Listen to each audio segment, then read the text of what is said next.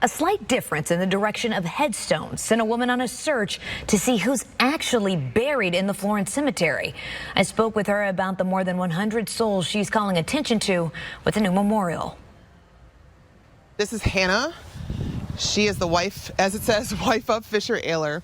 And this stone just recently fell. Hillary Delaney isn't the groundskeeper of Florence Cemetery. And this one is, this is Edmund. He was also served in the Civil War. This woman right here,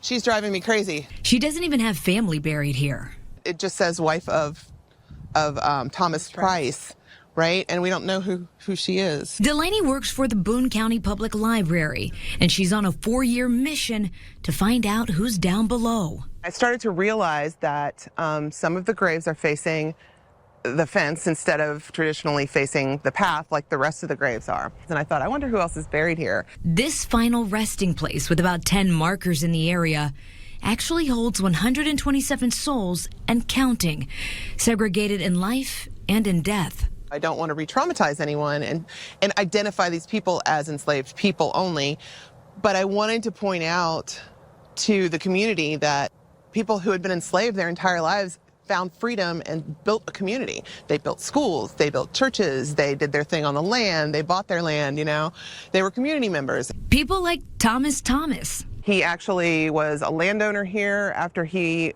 attained his freedom in 1865.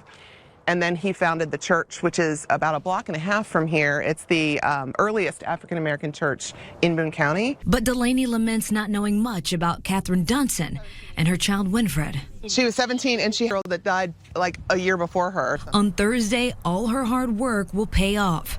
The Boone County Library will hold a ceremony dedicating this monument, currently under wraps, adding a richness to this town's story. That history is largely ignored. And it was historically ignored. And so it was sort of omitted, forgotten, left out. And I feel as a historian who focuses on local history, that's a huge disservice to our community to leave out all of these people who were once here. The memorial will be unveiled tomorrow afternoon at 2 inside the cemetery located on Center Street. The public is invited.